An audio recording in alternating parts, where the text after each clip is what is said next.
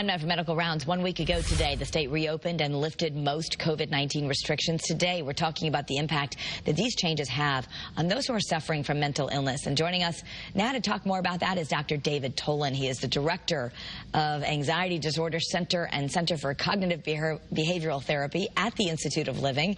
Thanks for being with us, doctor. Thanks for having me.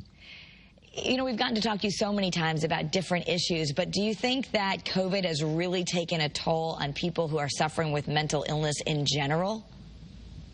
You know, I think what we see across the population is that anxiety is up and lots of people are experiencing anxiety related to COVID, but it does seem to be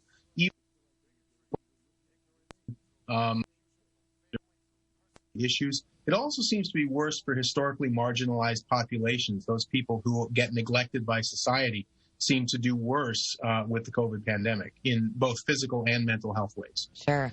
So as we get back to work and things are reopening, the new normal may not be easy. Who's struggling?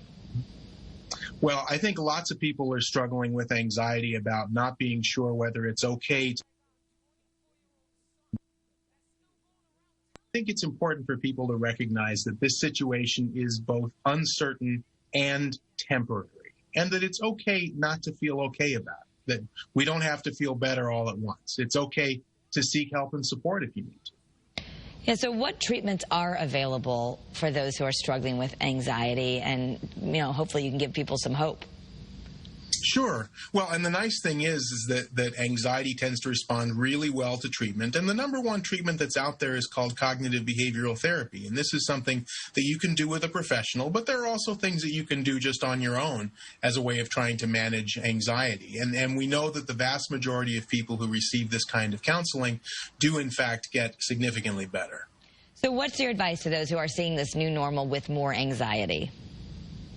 I would say, first, consider this a time to reflect on who you want to be during this time and focus on what's within your control. You can't control the entire spread of COVID, but you can control whether you wear a mask, you can control whether you physically distance, you can control whether you're vaccinated.